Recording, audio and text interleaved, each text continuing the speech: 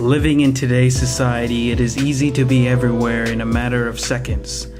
We have access to millions of articles, books, movies, and websites that can influence how we think or do certain things. This can be overwhelming. We are told to always be reading, and I agree reading is highly important to our development. However, it's easy to move around and hop from idea to idea, strategy to strategy, method to method, but is moving too much hindering our success? One of my favorite sentences Seneca wrote in his second letter to Lucilius is, "A plant which is often moved can never grow strong."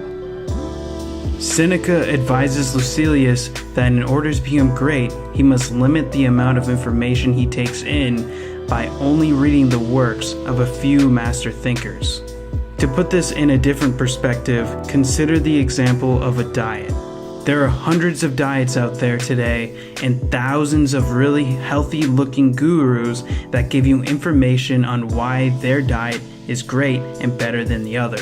And most likely every one of these diets work. However, the reason people are skeptical is because they don't stick to the diet long enough or hit a plateau, which causes a spark of curiosity that makes you wonder, is this diet bullshit? Am I wasting my time? And within minutes of having this thought, a single Google search will bring up thousands of articles and videos that share with you someone's opinion on the diet, whether it's good or bad. And to put this in a different way, within minutes you can change your entire way of thinking on a certain strategy or subject. Personally, I used to read a ton of different books by different authors, but now I stick to only a few because what I noticed is information in one book can totally contradict another book on the same subject. One business book could be about going all in and taking risks, and the other one would be about starting small. Both of these strategies will most likely work. However, using both strategies at the same time would not make any sense. Discursiveness in reading has many gems to take away from, but one thought I think is really beneficial to anyone who wants to develop themselves is this. Be careful, however, lest this reading of many authors and books of every sort may tend to make you discursive and unsteady. You must linger among a limited number of master thinkers and digest their works, if you would derive ideas which shall win firm hold in your minds. Everywhere means nowhere. When reading a book, you should have a goal in mind. You wouldn't read a book about knitting without the intention of actually picking up the skill. Moreover, to say you mastered a skill like communication after reading a single book would make you delusional.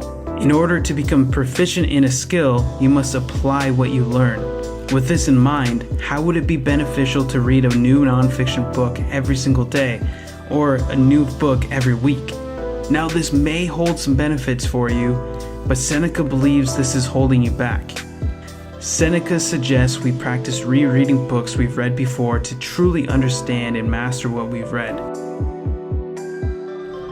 Which brings us to one of the most important lessons in Stoicism, which is valuing our time. Reading without applying is wasting our precious time.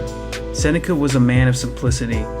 He believed a rich life was not a matter of more, but having enough. He wrote, "It is not the man who has too little, but the man who craves more that is poor." And when I read this years ago, I instantly thought he was speaking of money. And he very much could have been. But let's apply this to learning. Would you rather master one thing or be mediocre in many? I would love to know what you think. Do you think reading tons of books is beneficial, or do you think it's better to read only a few? Comment below and let's discuss.